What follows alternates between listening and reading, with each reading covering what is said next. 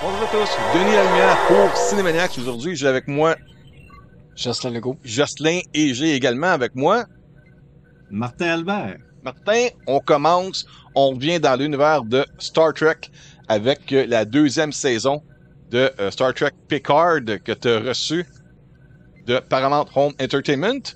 Fait que je te laisse aller, c'est toi notre Trekkie officiel sur Cinémaniacs. Go mon homme, convainc-moi de regarder tout ça, là. Ben, je vais commencer par dire qu'il y a une magnifique pochette en métal et avec mes deux acteurs préférés à vie, là. OK. C'est John Delancey et Patrick Stewart, là. Dans la science-fiction, là, c'est c'est du bonbon. Chose certaine, Patrick Stewart aura une carrière de fou avec les X-Men puis avec Star Trek, ça c'est sûr, là. Moi, je veux commencer en disant la première saison de Picard, je l'avais vue sur Space, mais je sais pas si tu as déjà vu un show sur Space, là, il y a des bannières là, dans le trois quarts de l'écran, là. C'est pas écoutable. OK? Le Star Trek, on s'entend, là, c'est du détail, tout est regardé, tout est examiné sur toutes les coutures, même ce qui est écrit dans les écrans qu'on verra peut-être pas.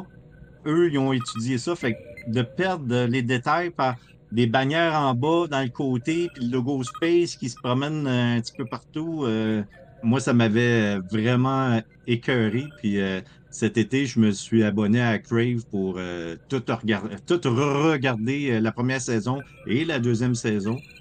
Que j'avais malheureusement pas pu écouter, puis que j'avais pas le goût non plus d'écouter sur Space, là. Mhm. Là, tu m'offres ça en Blu-ray, là. Entre la version streaming et la version Blu-ray, là, c'est des années-lumière, là. Quelqu'un qui aime voir les petits détails dans tout ce qui est Star Trek, là, aller avec le Blu-ray, là, c'est presque malheureux de ne pas avoir eu une version 4K, si elle existe. Ouais, mais j'imagine qu'il ne doit plus vraiment grande différence entre le Blu-ray et le 4K. Surtout que d'après moi, peut-être pour une série télé, les effets spéciaux sont peut-être Mais montés pour une en série HD. télé, de toute façon, souvent est diffusée juste en HD, là. Puis c'est, Ouais. il y a pas de, il y a pas, il y a rarement des versions 4K pour les séries TV, à moins qu'il y ait 1 milliard de personnes qui l'écoutent, là, comme Game of Thrones et tout ça, là. Ouais, mais Mais j'ai été très impressionné de la qualité vidéo, moins compressée, puis regarde, on voit les petits caractères sur certains écrans qui font le focus. On voit dans Star Trek, dans l'univers de Star Trek, à partir de Next Generation, tout est pensé de ce côté-là. Il y a un OS, là, tu sais, ça s'appelle LCARS. Puis tout ce qui est affiché à l'écran suit ce modèle-là depuis Next Generation. Il y a juste dans Discovery, dernière saison, là, que c'est une nouvelle interface parce que c'est dans le futur du futur, là.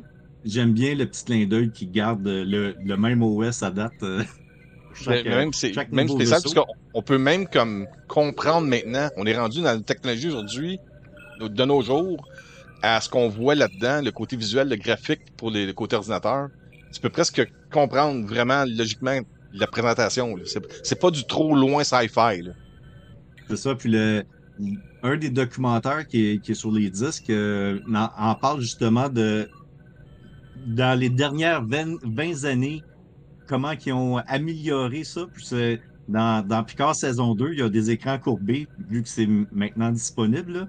Fait c'est du vrai affichage, de la vraie animation, c'est pas de la post-production. C'est ce que tu vois, c'est vraiment ce qu'ils ont designé. Puis les acteurs font plus semblant de peser sur des boutons. Les boutons sont touchscreen, là. Fait que OK. ils se, ça réagit vraiment au mouvement de l'acteur et non une vidéo qui joue derrière, là. J'ai trouvé ça vraiment intéressant qui en parle.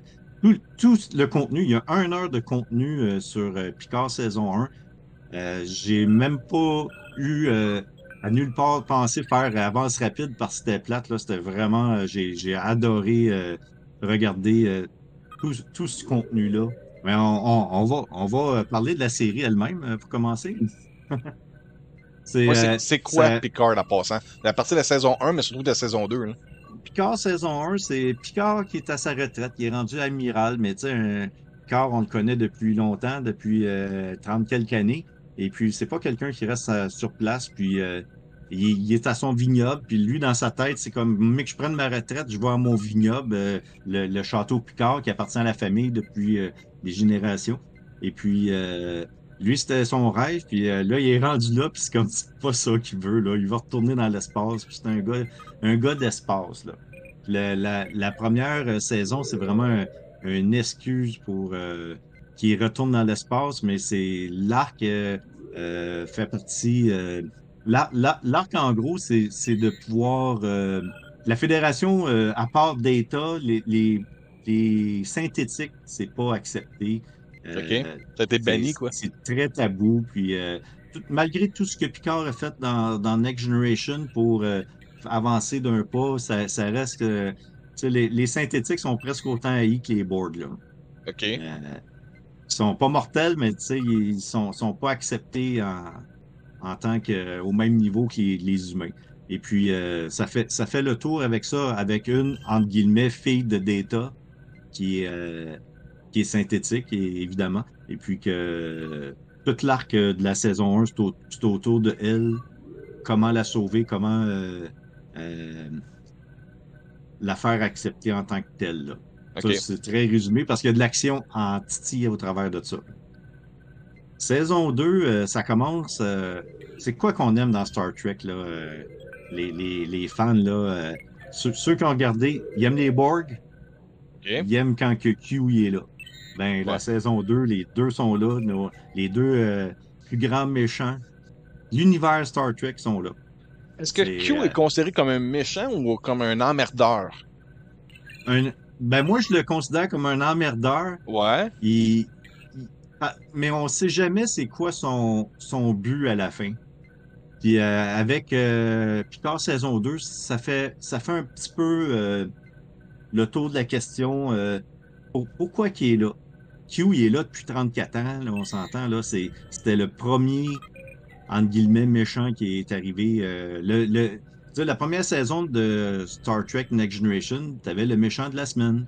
Ouais. Puis c'était comme le premier puis qui a lancé la série tout en nous expliquant qu'est-ce qui s'est passé entre depuis comment que l'humanité s'est rendue au 24e siècle, qui sont devenus les gens qu'on connaît là, qui OK. sont plus à l'argent puis qui sont plus on s'entraide puis tout ça là, c'est parti de là. Ouais, le bon côté de Star Trek. C'est ça. Puis là, Q, c'est toujours la personne qui met Picard en test. Mais le test, il dit dans la série Next Generation, le test n'est jamais fini. On comprend pas vraiment pourquoi il a choisi Picard pour son jouet, qu'on va dire, à le tester. Puis la série le Picard saison 2 nous aide un petit peu à embellir ce côté-là, que c'est son choix, puis tout ça. Là, Q, en claquant des doigts, il peut toujours faire quelque chose de pas correct. Puis, pour faire une leçon à Picard, puis la leçon, cette fois-ci, tu sais, les gourous là, de nos jours, ils disent, hey, va sur le chemin le moins fréquenté. Ben lui, Q, il dit, hey, va sur le chemin que tu n'as pas fréquenté. Fait que là, un peu comme le poème de Robert Frost, là, c'est sûr qu'ils sont basés sur ça. C'est peu importe le chemin que tu as emprunté, tu restes la même personne au fond. C'est les événements qui vont te pousser vers une carrière ou un autre, mais tu restes la même personne au bout. C'est ça que Q essaie de montrer à Picard. Imagine, il met dans ça, je te compte un peu le premier épisode. OK. Il prend Picard puis, et ses compagnons, puis ils le mettent dans une terre, dans une réalité alterne. Il est sur une terre ultra protectionniste, là, xénophobe, là, tu sais, un genre terre Trump, là. Il le met là-dessus, puis si la fédération n'existe pas, c'est la confédération. Oh. C'est pas la fédération des planètes, c'est la confédération de la Terre. C'est comme, venez pas chez nous. La première scène que tu vois dans la réalité-là, il est dans son château, puis tu vois, il y a des crânes, des Klingons, des Borg, tu sais, Puis Picard, c'est le héros, c'est le tueur de Klingon, le tueur de Borg. OK. Fait que, tu sais, on part là, autant que lui il est confus de tout ça, nous aussi, là, c'est comme, OK, qu'est-ce qui arrive, là? Puis Seven of Nine, ben, elle n'est pas Borg, elle est la présidente de la Terre. OK. Fait que ça part comme ça. Puis là, elle non plus, elle est là, puis elle comprend pas qu'est-ce qu'elle fait là. Fait que là, mais eux, à cet endroit-là, ils se méfient de tout le monde parce qu'ils ne savent pas c'est qui est vraiment a été voyager dans cette nouvelle réalité, puis ceux qui sont réellement font partie de cette réalité-là. Parce qu'à un moment donné, il parle à quelqu'un qui est sûr qui est avec eux autres, mais c'est une personne de cette réalité-là. Fait qu'ils se font pogner, là. OK, OK, Fait que OK. c'est des. Ils deviennent Fait que des c'est intrus, tout puis ce que tu peux avoir, même, tu sais, les badges, là. La réalité est tellement militaire, tellement tueur. Même les badges, là, ils peuvent être utilisés comme couteau en derniers espoirs, là. OK. Les costumes sont changés, les badges, les vaisseaux, même le château, c'est plus un vignoble, là. C'est une place, c'est un quartier Fait que général. c'est plus Picard, plus un univers de combat, tactique, défense, attaque, ces choses-là, là. exactement. On parle pas Fait que là, ils se retrouvent dans cet univers-là, puis en plus, sont là, la série commence, ils se font attaquer par un gros vaisseau Borg qui est comme dans l'espace-temps, tu sais, pas tout à fait dans leur époque, là. OK. Puis toute l'histoire suit.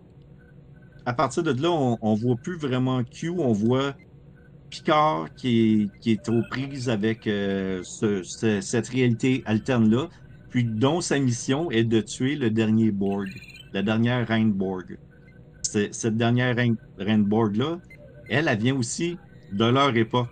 Fait que là, elle dit, moi, je sais qu'est-ce qu'il faut faire pour euh, remettre remettre la Confédération en fédération. Fait que là, OK. il la sauve. Puis là, c'est une histoire de qui sauve qui on peut faire confiance, tout ça. Puis, un des personnages qui a toujours été de confiance dans Star Trek, c'est Guinan. C'est celle qui est jouée par Whoopi Goldberg dans Next Generation. Mais Ouais. elle revient là-dedans. Puis, sauf que elle connaît pas Picard dans cette Dans cet réalité-là. univers-là, dans cette réalité-là. Dans cet univers-là, elle le connaît pas parce qu'elle n'est pas allée. La Fédération, elle n'existe pas. Fait que la Fédération n'a jamais rencontré sa race. Fait que elle n'est pas humaine, là. Non. Ouais, ben, elle vit comme éternellement elle, aussi, hein. ouais, elle est très vieille. Puis on la voit dans Next Generation. C'est plein. Pas dans Next Generation, dans Picard, c'est plein de clins d'œil. Il s'en va sur Terre bon, la Borg, elle les amène dans le passé, là. Ça fait un peu Star Trek 4, là, qui vont chercher les baleines. Ben là, il y a eux OK. autres qui vont chercher la solution pour pas qu'il y ait de confédération. Fait que il la rencontre dans ce passé-là parce que dans Next Generation, originalement, ils l'ont rencontré dans les années dans 1800 avec dans un genre de Far West là, Là, tu qui parles de ont été recherchés. la reine quand elle était humaine avant de devenir Borg, c'est ça, tu parles? Ah non, je parlais de Guinan. OK, excuse-moi. Excuse. Chaud du coq à l'âne. Fait que, tu sais, elle les connaît pas, alors que dans Next Generation, elle les connaissait parce qu'ils sont allés une autre fois dans le passé. Fait que ça vient souvent, le voyage dans le temps dans Star Trek. Mais il y a apparemment un calcul relatif par rapport au voyage. Tu sais, le principe que si tu vas plus vite que la vitesse de la lumière, ben, veux pas, t'arrives avant d'être parti, donc t'as un effet de voyage dans le temps. Même, je trouve qu'il n'y a pas assez de voyage dans le temps dans Star Trek par rapport au voyage qu'ils font. Je sais pas, ce serait quoi, peut-être toi tu le sais, là, mais qu'est-ce qui représente la vitesse de la lumière par rapport au Warp Speed? Le Warp Speed 5, le Warp Speed 10? Ben, le Warp Speed n'est pas un voyage dans le temps en tant que tel. C'est la loi de la relativité va en sorte que si tu vas plus vite que la lumière, selon la personne selon l'observateur, tu vas arriver, ton départ, ton arrivée est pas la même, là. Mhm. Mais voyons, regarde là, tu me demandes la théorie d'Einstein, là, Je c'est sais que quoi? t'aimes ça, ces Oh, affaires-là, Martin. euh, c'est loin dans ma tête, là, mais c'est selon l'observateur, t'es pas au même endroit au même moment. OK. Mais la théorie warp, c'est que ça fait une bulle autour de toi qui empêche cet effet-là. Fait que plus Ah! qu'ils vont vite, plus ça n'y a pas cet effet-là. Mais là, avec les calculs de Spock dans Star Trek 6, ils disent s'ils voyagent à l'envers du Soleil à telle vitesse, ils vont aller dans le passé. Dans le 4, tu parles, C'est quand ils là, mais font là, les ballons. OK. c'est ça. Mais dans Picard, c'est la Reine Borg qui prend le contrôle du vaisseau. Puis, voilà, le vaisseau étant le Stargazer qu'ils ont réparé. OK. Stargazer, c'est l'ancien vaisseau de Picard. Fait que là, lui, il arrive dessus, puis il dit ouais, c'est pas comme dans mon temps, là. Ben, écoute, C'est, pour faire ça un peu plus court, Martin, qu'est-ce que tu donnes, toi, à cette série-là? Est-ce que tu recommandes ça pour le amateur de science-fiction, les fans de Star Trek, un peu tout le monde, monsieur, madame, qui écoute des séries sur Netflix, peu importe, là, ou c'est vraiment pour le tripper de Star Trek? Ça va chez qui, ça?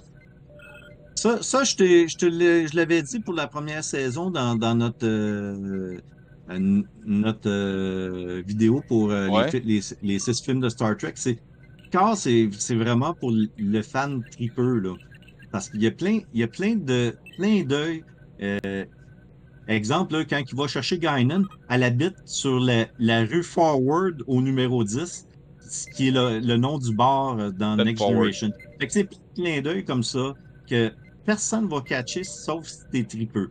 OK. Euh, je n'ai écouté un bout avec ma blonde de la saison 1, puis elle me posait des questions à toutes les 5 minutes. Là, c'est qui ça? C'est qui ce personnage-là? Ben, il a dit son nom, c'est le tel. OK, qu'est-ce qu'il a fait pour qu'il soit si ami avec Picard? Ah oui, ben dans tel épisode, puis dans tel, nanana. Elle dit, c'est donc bien compliqué votre affaire, là. J'aime mieux Star Wars. Ben oui, puis c'est ça, puis General Mais Hospital, Star tu sais. Wars s'en vient aussi compliqué. Hey, Jocelyn, t'as-tu des questions pour Martin par rapport à Star Trek? Il me semble que t'es pas un gros fan de Star Trek, Je suis mais pas un grand fan, mais j'aimerais savoir, au fond, en rapport au univers de Star Trek, qu'est-ce qui a fait que t'as accroché? C'est quoi l'élément déclencheur qui a fait que aujourd'hui Star Trek, tu suis ça encore autant dans les spin-offs que les films? Ben, moi, j'écoutais à Télémétropole Star Trek en arrivant de l'école, l'original. Puis il a sorti, quand ils ont parlé qu'ils allaient faire Next Generation, c'était tellement un gros hype ouais. que Il y avait un j'étais là avec décompte mon à tous les popcorn. jours. À la télé, il y avait C'est ça, une annonce avec le décompte. c'est ça. Puis j'allais l'écouter chez mes parents parce que moi, j'étais trop cheap pour avoir le câble. Puis j'avais demandé à mon père de rajouter ce poste-là. Puis le 22 dans le temps, là. Ouais. Ah boy, oui. Puis j'avais été l'écouter chez eux, là. Puis c'était comme, gars, je me suis abonné au câble le lendemain, là. Je voulais pas manquer un autre épisode, là. Sur WPTZ, C'est Plattsburgh, Burlington, Vermont. C'est vrai. c'est ça. Fait que j'ai accroché, puis j'ai aimé la philosophie qui venait avec. C'est pas juste du science-fiction, tiens, il y a des vaisseaux qui explosent, puis tout ça. Il y a vraiment l'idée de Star Trek, aussi dans l'original de Gene Roddenberry, c'était l'humain est capable de s'améliorer. C'est vraiment cette philosophie-là que jusque où l'humain peut aller pour se faire mieux lui-même pour l'environnement et puis tout la communauté puis tout ça. Puis eux autres qui ont éliminé l'argent pour que ça soit plus un partage. Quand tu vas à ta job, c'est parce que tu veux aller à ta job, c'est pas parce que tu veux avoir de l'argent pour ton loyer, parce que ton loyer est déjà arrangé. C'est de la communauté plus que d'autres choses. C'est ça que je m'en allais dire. Ça devait être une communauté, pardon, qui veut s'entraider au fond, devenir des meilleurs C'est ça. êtres humains. Fait que c'est ça des meilleurs êtres humains, c'est ça le mot que je cherchais. C'est vraiment ça qui m'a attiré. Puis les séries qui ont suivi, c'était Next Generation, j'ai écouté ça toutes les années que ça a duré. Deep Space Nine, j'ai écouté. Puis vers un moment donné, la moitié de Deep Space Nine, les fans voulaient de quoi vraiment être de l'action. Pas des fans, mais les gens, ils demandaient on veut plus d'action, tout ça. Fait qu'ils ont fait la guerre avec le Dominion. Ah, j'ai débarqué complètement. C'était de la guerre, c'était plus. Ouais, il y avait Worf qui tu sais, avait son USS Defiant là-dedans, puis il y avait plus de c'est ça. conflits, de combats, ouais, c'est vrai, ça, je me rappelle de ça. C'est ça. Puis quand Voyageur est arrivé, c'était la communauté. Là, ils sont pognés là-bas. Fait que c'était la communauté a grandi. Cette impression-là est revenue. Ah, Gilligan's Island? Puis, Gilligan's Island. J'ai spoilé ce que je voulais dire, c'est que je me rappelle que quelqu'un qui parlait de Voyager, il disait, imagine Gilligan's Island, quand tu écoutais l'île de Gilligan, le but de la série, c'est de voir comment qu'elle allait pouvoir sortir de là puis revenir en terre ferme. Puis Voyager, c'était ça, c'est ils sont partis tellement loin, comment qu'ils vont revenir à la maison. C'était ça le principe de base, tout en découvrant des zones qui étaient encore vierges par rapport au des nouveaux Starfleet. méchants, des nouveaux amis. C'est ça. C'est ça, c'est ce feeling-là que j'aime dans la série. Puis le Enterprise, il y avait la même affaire. Discovery, au début, c'était pas exactement ça, mais la dernière saison, c'était exactement ça. La communauté revenir, ramener la fédération dans l'histoire. Les dessins animés, c'est un peu ça aussi, la communauté. Lower Decks, la communauté de ceux qui travaillent au sous-sol. Puis celle de Nickelodeon, c'est des gens qui se connaissent pas, qui étaient ennemis au début, puis qui créent une équipe qui va s'entraider pour aller plus loin. Fait que l'esprit de Star Trek est revenu, là. Si tu me permets, là, pour conclure, la saison 3 s'en vient. T'attends quoi de la saison 3? Des surprises. Ouais. Parce que les seules rumeurs qu'il y a, puis ils ont vraiment gardé ça secret, là, les rumeurs qu'il y a, c'est que les personnages principaux qu'on aime vont mourir. Ouais, ça, je sais pas, par exemple. Ça, c'est la seule affaire qui est sortie. Puis l'autre affaire, la deuxième affaire qui est sortie, c'est ils ont tellement annoncé que c'était saison finale, puis là, on entend, non, finalement, c'est pas, il va en avoir une quatrième. Ah ouais? Parce qu'il y a tellement d'acteurs originaux qui veulent avoir un petit rôle dedans. Tu sais, le Guinan, la saison 2, quand elle a vu la saison 1, elle dit, Whoopi Goldberg a dit, moi, je vais être dedans. Fait qu'ils ont fait une saison 2 qui est un peu autour d'elle. La saison 3, La saison 3 de bien Picard. hâte, 23 février. Ouais, mais il y a du monde qui appelle ça la saison de Star Trek The Next Generation, saison 8, en réalité. Je sais pas si j'ai tort, mais de la façon qu'ils présentent ça, c'est carrément comme... Là, on garde quelques éléments, quelques personnages qui ont eu dans les 2 premières saisons de Picard, mais on amène à arrêter toute l'équipe originale de Next Generation là-dedans, là. Ouais, c'est ça que j'ai entendu, que l'équipe revenait, puis avec moi, je souhaite juste une excuse super bidon pour que Worf revienne, parce qu'à date, partout, quand il est revenu, c'était des excuses bidons, fait que, tu sais, que le genre, pourquoi, Worf, qu'est-ce que tu fais là? Puis là, il y a quelqu'un qui pose une autre question, puis là, il se revient, puis on sait jamais la réponse. C'est vraiment, là, c'est un classique Star Trek, ça, de pas savoir que c'est Worf fait là. OK. Fait que j'espère qu'ils Ça, vont c'est le en genre faire un d'affaire autre que comme tu sais ça. parce que t'as écouté les autres épisodes, fait que tu comprends la joke quand que ça arrive, I guess c'est ça? ça va générer un de tes rires, là, OK. s'ils font ça.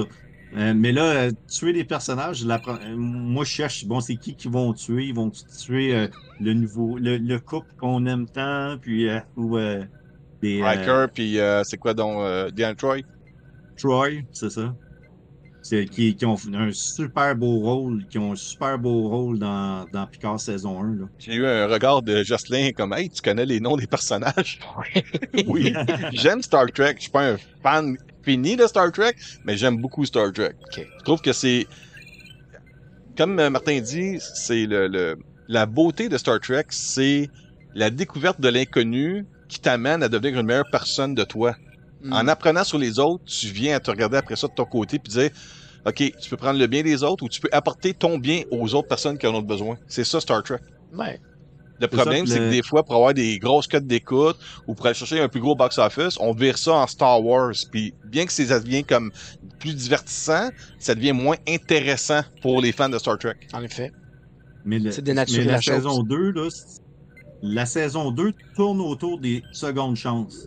Tu sais, Ok. dans Picard saison 1, il y a beaucoup de monde qui saillissent pour leur passer. Puis la saison 2, j'étais là, je dis, ah, il y a tellement de oh, c'est bien ça. Oh, c'est bien. Ah non, il n'a pas le droit de faire ça. Il y en a des ça que les autres personnages, je suis comme, ben non, il peut pas faire ça. Ben oui, il peut le faire. Il n'y a rien d'écrit qu'il ne peut pas le faire. Tu sais, les autres personnages, ils prennent la seconde chance. Puis moi, j'ai trouvé ça vraiment, vraiment bien. Là. Je l'ai revisionné un petit peu quelques épisodes pour me remettre dedans. OK. Puis j'ai trouvé ça tellement, tellement satisfaisant. Puis une troisième saison, une quatrième, allez, amenez-en. OK, on conclut en disant que Star Trek Picard saison 2, toi, t'approuves, c'est bon? C'est excellent. C'est Puis excellent. offert en coffret métal puis coffret plastique selon votre goût et vos moyens. Merci, Jocelyn. Puis Merci. merci, Martin, beaucoup d'avoir Merci, Martin. participé. C'est toujours intéressant d'entendre un fan de Star Trek parler de Star Trek. Puis, tu sais, souvent, j'ai pas tout le temps de tout checker, mais quand j'entends des commentaires comme ça sur un titre quelconque, ben, ça me donne le goût d'ouvrir le boîtier puis de regarder, en tout cas, de me donner du temps. Écoute, j'ai commencé à écouter Strange New Worlds à cause de toi en passant. Fait que, Ah, ben, parfait.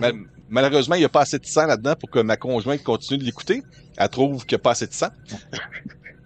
Mais j'ai adoré l'ambiance, les personnages, les effets spéciaux, l'environnement, le look de Star Trek Strange New Worlds. Puis, ben écoute, je vais donner une chance à ça parce que j'étais un grand fan de Next Generation quand j'étais jeune. Comme je disais tantôt, je me rappelle très bien d'avoir vu les annonces. C'était-tu sur ABC? C'était sur ABC ou NBC? C'est sur ABC. Pour ABC. Canada, c'était Space. Non, mais dans le temps, quand j'étais jeune, quand ils annonçaient l'arrivée de Next Generation, Oui, c'était. il y avait un compte à rebours à chaque jour. WYNZ. C'est ça, il y avait des annonces qui disaient dans 8 jours, dans 7 jours, dans 6 jours, dans 5 jours. Puis ça a monté un hype, là, parce que là, t'avais des fans classiques qui disaient « Oh, ça sera pas aussi bon qu'avec Kirk puis McCoy. » Puis c'est sûr qu'au début, ça a pris du temps, mais après la troisième saison, là, le monde était dedans d'aplomb. C'est troisième saison, quatrième, cinquième, sixième, septième de Next Generation, c'est du bonbon. En tout cas, je dis trop souvent ça, du bonbon pour les yeux, mais en tout cas... Parfait. Ben, merci beaucoup, Martin. Merci, Jocelyn. On va arrêter ça là-dessus. Puis, aux gens qui nous regardent, si vous aimez Star Trek, ben, je vous dis longue vie et prospérité à tous. Puis, merci beaucoup de regarder Cinemaniacs. Au revoir.